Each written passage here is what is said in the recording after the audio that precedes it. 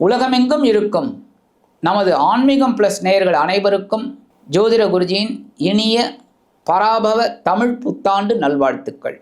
வணக்கம் குருஜி. வணக்கம். பராபவ தமிழ் புத்தாண்டு அதை பற்றின ஒரு இன்ட்ரோ. இந்த பராபவ ஆண்டு அப்படின்னாலே தமிழ் வருடங்கள் 60, அது உங்களுக்கே தெரியும். இதில் 40வது வருடம் இந்த பராபவ வருஷம் அப்படிங்கும்போதே ராகுவோட இதில் இறங்குறது. ஏன்னா 40 அப்படிங்கும்போதே 4ஆம் நம்பர், 4க்கு உண்டானது ராகு. ஸோ இந்த கம்யூனிகேஷன் லெவலில் இந்த பராபவ ஆண்டு ரொம்ப அற்புதமாக இருக்கும். தொடர்புகள், ஐடி, அதேமாரி இந்த ஏற்கனவே ஏஐ அதெல்லாம் வருது, அது இப்போ ஏஜிஐன்னு ஒன்று வரப்போகிறது. என்ன அந்த மாதிரிலாம் ஒரு டெவலப்மெண்ட் நிறையா இருக்கும். அதே மாதிரி இந்த பராபவ தமிழ் வருடத்தில் முக்கியமாக பார்த்திங்கன்னா ராசி பலன் அப்படின்னு எடுத்திங்கனாலே 4 கிரகங்களோட சுழற்சிகள் பெயர்ச்சிகள் தான் நம்ம எடுக்கிறோம். அப்படிப்பட்ட இதில் குரு வந்து 2 தடவை இந்த வருஷத்தில் ராசி மாறுறார். சனி பகவான் அதே இடத்துல தான் இருக்கார், மீனத்திலே தான் இருக்கார். இந்த குரு வந்து பார்த்திங்கன்னா 1/6/2026 அவர் மிதுன ராசிலேருந்து கடகராசிக்கு வந்து உச்சமடைகிறார். உச்சமடைந்து சில நன்மைகளை கண்டிப்பாக கொடுப்பார். அதுக்கப்புறம் பார்த்திங்கனாக்க 31/10/2026 போது அதிசாரமாக சிம்மராசிக்கு வந்துடுறார். அதிசாரமாக, ஏன்னா சில சமயம் அடுத்த ராசிக்கு உண்டான பலன்களை இப்போவே கொடுக்க ஆரம்பிச்சிடுவார். அதுக்கப்புறம் பார்த்திங்கன்னா 24/1/2027 மறுபடியும் அதே ரெட்ரோகிராட்லேயே வக்ரகதியிலேயே வெளியில் வந்து கடகத்துக்கு வந்துடுறார் மறுபடியும். ஸோ அதுலேயே இருக்க போகிறார் இந்த ஆண்டு முழுவதும், பராபவ ஆண்டு முழுவதும். சனி பகவான் முழுவதுமே மீன ராசியில் தான் இருக்கார், நீராசியில். ராகு வந்து இப்போ கும்பராசியில் இருக்கார். இப்போ டிசம்பர் 5ஆம் தேதி 5/12/2026 அன்றைக்கி இந்த ராகு பகவான் கும்பத்துலேருந்து மகரத்துக்கு பெயர்ச்சியாரார். அடுத்து சிம்மம், அந்த சிம்மத்தில் கேது இருக்கார். அவரும் 5/12/2026 அவர் கடகத்துக்கு போயிடுறார். எப்போவுமே அவங்க 2 பேரும் மட்டும் ஆன்டி கிளாக் வைஸில் சுற்றுவாங்க, அது உங்களுக்கே தெரியும். இந்த மாதிரி வர்றது இந்த அமைப்பு அவ்வளோதான். இந்த பராபவ ஆண்டில் இந்த கிரகங்கள், முக்கியமான கிரகங்களோட பெயர்ச்சிகள் தான் இருக்குது. ஸோ அந்த வகையில் இந்த பராபவ ஆண்டோட ஒரு ராசி பலன்களை கணிச்சிருக்கு ஒவ்வொரு ராசிக்கும். அப்போ ஒவ்வொரு ராசிக்கும் என்னென்ன பலாபலன்கள் அப்படிங்கிறத நம்ம இப்போ பார்ப்போம். விருச்சிக ராசி. இந்த விருச்சிக ராசிக்காரங்களுக்கு 2023 நிறைய சொல்ல முடியாத கஷ்டம். இது ஒரு அஷ்டம சனி மாதிரி எடுத்துக்கலாம். நிறைய பேருக்கு வந்து வேலை பிரச்சனை. அஷ்டம சனி கிடையாது, அஷ்டம சனியில் என்ன நடக்குமோ அது மாதிரியான கஷ்டத்தை அனுபவிச்சுட்டு வராங்க விருச்சிக ராசிக்கு நல்லா இருக்குது ஆஹா ஓஹோன்னு சொன்னால் கூட குருவுடைய நகர்வுகள் 6, 7, 8 எனக்கு தெரிஞ்சு இப்போ தான் ஒரு விடிவு காலமே விருச்சிக ராசிக்கு வரப்போகுது. உங்களோட பார்வையில் விருச்சிக ராசிக்கு இந்த பராபவ தமிழ் புத்தாண்டு எப்படி இருக்கும்? கிரக நகர்வுகளை வச்சு உங்களோட அனுபவத்தில் சொல்லுங்கள். இவங்களுக்கு பார்த்திங்கன்னா சர்ப கிரகங்கள் ஓரளவுக்கு சப்போர்ட்டிவாக இருக்குது இந்த வருஷம் ஃபுல்லாகவே. ஏன்னா 4/10 இருக்காங்க ராகு கேது. அதே சமயம் அதுக்கப்புறம் பார்த்திங்கன்னா பாக்கியஸ்தானத்துலேயும் சகாயஸ்தானத்துலேயும் வரப்போகிறாங்க. ஸோ ஒன்றும் பெரிய அளவில் மாற்றங்கள் இந்த சர்ப கிரகங்கள்னால கிடையாது. இவங்களுக்கு குழப்பமே பார்த்திங்கன்னா சனீஸ்வர பகவான் இதுதான். ஏன்னா இவங்களுக்கு வந்து சகாயாதிபதி, சுகாதிபதி, 3 நாள் கூடிய அதிபதி 5ஆம் இடம். 5ஆம் இடத்துக்கு வந்ததுலேருந்தே அவங்களுக்கு கொஞ்சம் குழப்பம் அதிகமாகிடுது. இன்னும் ரொம்ப டென்ஷன், குழந்தைகளுக்காக சிலது எல்லாம் ஏதோ ஒன்று மாற்றி ஒன்று அவங்கள பாடாப்படுத்தி எடுத்துக்கிட்டு இருக்கு, இல்லைன்னு சொல்ல முடியாது. நீங்கள் சொல்ல மாதிரி ஒரு 4-5 வருஷமாகவே ரொம்ப கஷ்டம், ரொம்ப கஷ்டப்பட்ட காலங்கள்லாம் தாண்டியாச்சு இவங்க ஓரளவுக்கு. ஆனாலும் இப்போ கஷ்டப்பட்டுக்கிட்டு தான் இருக்காங்க. உடல் ரீதியாக கஷ்டப்பட்டுக்கிட்டு இருக்காங்க, மன ரீதியாக கஷ்டப்பட்டுருக்காங்க, குழந்தைகள் ரீதியாக கஷ்டப்பட்டுக்கிட்டு இருக்காங்க. உத்தியோகம், தொழில், வியாபாரம் எல்லாத்துலேயுமே 5ஆம் இடத்துக்கு சனி பகவான் வந்ததுலேருந்தே கொஞ்சம் மாற்றம் இருக்குது உங்களுக்கு. அதே சமயம் பார்த்திங்கன்னா குரு வந்து இப்போ அஷ்டம ராசியில் இருக்கார். சரி, ஆல்மோஸ்ட் இன்னும் ஒரு 40 நாள் 45 நாள் தான் இருக்க போகிறார் இந்த பராபவ ஆண்டில். ஜூன்லேருந்து பார்த்திங்கன்னா சூப்பரான ஒரு காலகட்டம் இவங்களுக்கு. ஏன்னா இந்த குரு வந்து இவங்களுக்கு ரொம்ப விசேஷம். ஏன்னா உங்களுக்கே தெரியும், குரு வந்து யார்? தனக்காரகன், புத்திரக்காரகன் நம்ம சொல்கிறோம். அதே தான் இவங்களுக்கு 2, 5 கூடையவர். ஆமாம். அப்போ 2ஆம் வீட்டு அதிபதி தனக்காரகன், 5ஆம் வீட்டு அதிபதியும் இவர் தான் குரு. ஸோ புத்திரக்காரகனும் இவர் தான். ஸோ 2, 5 கூடைய அதிபதி இப்போ வந்து 7ஆம் இடத்துக்கு வரப்போகிறார். 9ஆம் இடத்துக்கு வரார். ஸோ இந்த 2, 5 கூடைய அதிபதி 9ஆம் இடத்துக்கு வரும்போது மிகப்பெரிய மாற்றத்தை கொடுப்பார். ஏன்னா சாதாரணமாகவே 9ஆம் இடத்துல குரு வந்தாலே ஓடி போனவனுக்கும் ஒரு பெரிய இது மாற்றம் உண்டுன்னு சொல்லுவாங்க. இதில் என்ன விசேஷம்னா, நிறைய பேர் என்னென்னா ஓடி போனாக்க அப்படிங்கிறாங்க. அப்போ குடும்பத்தை விட்டு ஓடி போகணுமா? ஓடியெல்லாம் ஓடியெல்லாம் போக வேண்டாம். இந்த ஊர் விட்டு ஊர் மாறி வராங்க பார்த்தீங்களா? இப்போ ஜனனகால ஜாதகத்தில் பார்த்தீங்கன்னா 9ஆம் இடத்துல குரு இருக்கார் அப்படின்னு வச்சுக்கோங்க.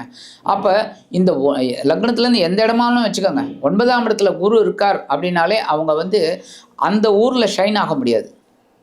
அவங்க அந்த 9ஆம் இடத்துல குரு இருக்கிறவங்க மட்டும் வெளியூருக்கோ வெளிநாட்டுக்கோ வந்துட்டாங்கன்னா அவங்க பயங்கரமாக ஷைன் ஆகிடுவாங்க. அதுதான் 9ஆம் இடத்துல குரு இருந்தால் அப்படின்னு சொல்லி. அப்போ இந்த 9ஆம் இடத்துக்கு வரக்கூடிய குரு கண்டிப்பாக அவங்களுக்கு ஒரு உயர்வை கொடுக்க போகிறார். ஏன்னா அங்கே உச்சம். ஸோ தந்தையாரின் மூலமாக, தந்தை வழி உறவினர்கள், அதேமாரி மாதுளை, அதாவது மைத்துனன்மார்கள், மாமன்மார்கள், இவங்க மூலமாக ஒரு இது நல்ல ஒரு பெரிய முன்னேற்றம். அதுக்கப்புறம் பார்த்திங்கன்னா அவங்களுக்கு ஜீவனஸ்தானத்தில் தான் வரார் அடுத்தது அதிசாரமாக. அது ஒன்றும் பெரிய மாற்றங்களை கொடுக்காது, ஏன்னா கொஞ்ச நாள் தான். அதுக்கப்புறம் அங்கேயே வக்கரமாறாரு, அப்புறம் அப்படியே வக்கரமாகவே இதில் வரார், மறுபடியும் அந்த களத்தில் பாக்கியஸ்தானத்துக்கே வந்துடுறார். ஸோ 9ஆம் இடம் சூப்பரான இடம். ஸோ இவ்வளவு நாளாக பட்ட கஷ்டங்கள் அவங்களுக்கு கண்டிப்பாக குறையும். உடல் ஆரோக்கியமும் சரி, உத்தியோகத்தில் இருக்கிறவாளுக்கும் சரி, குழப்பமெல்லாம் விலகி ஒரு நிம்மதி கிடைக்கும். ஆனாலும் நம்ம தலைவர் சனீஸ்வர பகவான் அங்கே இருக்கார், அதை கவனத்தில் வச்சுக்கிட்டு அவங்க நடக்கணும், அவ்வளோதான். அப்போது விருச்சிக ராசிக்கு ஒரு நல்ல காலம். நல்ல காலம்.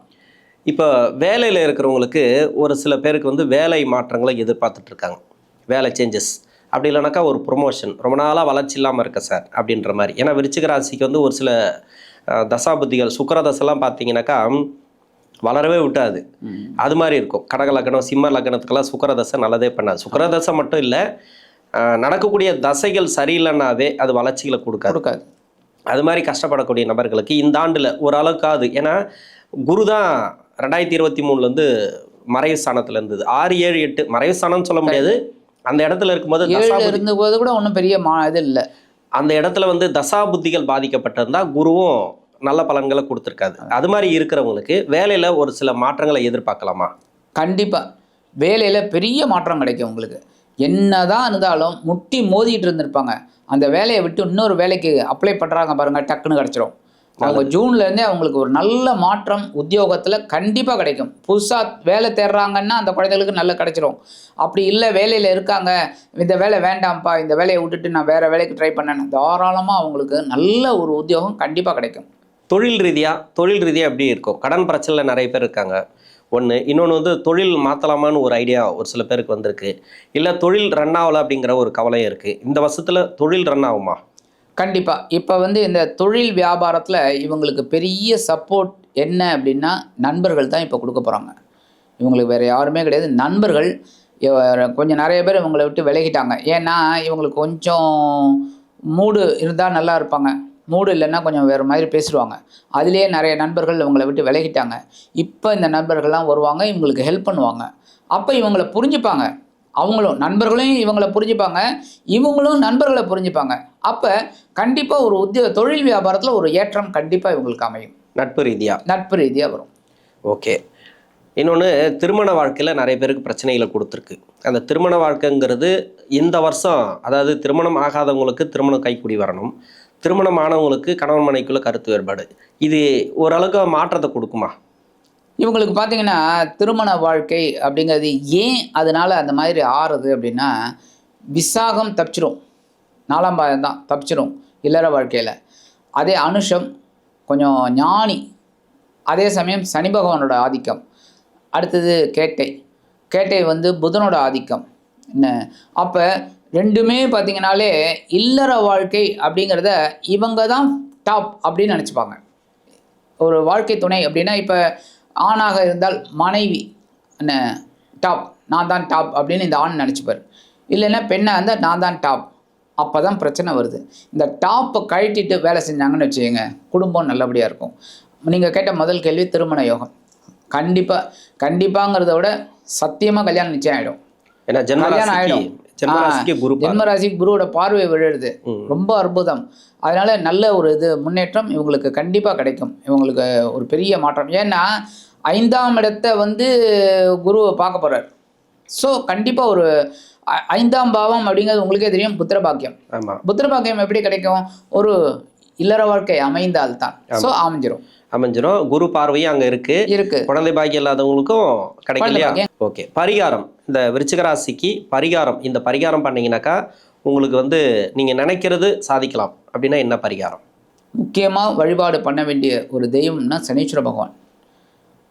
பொங்கு சனியாக திருக்கொல்லிக்காட்டில் இருக்கார். திருக்கொல்லிக்காடு அவ்வளோ விசேஷம். சனி பகவானுக்கு நிறைய பேர் நினச்சிட்டு இருக்காங்க திருநள்ளாறு.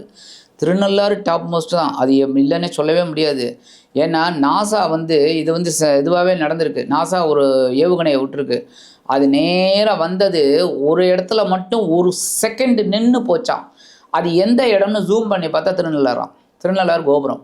அப்போ அந்த ஒரு செகண்ட் அங்கே ஏதோ இருக்குது அப்படின்னு சொல்லி கண்டுபிடிச்சி இங்கே வந்தாங்களாம். அந்த மாதிரி நிறைய இது இருக்குது. ஆனால் ஸ்தலங்கள் எவ்வளவோ இருந்தாலும் இந்த திருக்கொல்லிக்காடு அவ்வளோ விசேஷம். பொங்கு சனி அப்போ அருள் புரியக்கூடிய இதுவாக அங்கே இருக்கார், அருள் சனியா. ஸோ இந்த திருக்கொல்லிக்காடு போயிட்டு சனீஸ்வர பகவான் வழிபாடு பண்ணிட்டு வந்தாலே இவங்களுக்கு ரொம்ப அற்புதமான ஒரு மாற்றம் கண்டிப்பாக கிடைக்கும். ஏன்னா சனி பகவான் 5ஆம் இடத்துல இருக்கிறது கொஞ்சம் இதுதான் மத்தியமமான பலன் அப்படின்னாலும் நல்லது நடக்கும் கண்டிப்பாக. அப்படி முடியாத பட்சத்தில் இருக்கிறவங்க அருகில் உள்ள நவகிரக கோயிலுக்கு போயிட்டு வர்றது ரொம்ப விசேஷம். நவகிரகங்களில் சனீஸ்வர பகவானுக்கு ஆராதனை பண்ணுறது, சனிக்கிழமை அர்ச்சனை பண்ணுறது, இதெல்லாம் ரொம்ப விசேஷமான பலன்கள் கண்டிப்பாக கிடைக்கும். ஆக இந்த சின்ன பரிகாரம் இவங்க பண்ணாலே இந்த பராபவ தமிழ் புத்தாண்டு அற்புதமான ஒரு புத்தாண்டாக அமையும் என்று கூறி விடைபெறுகிறேன். நன்றி.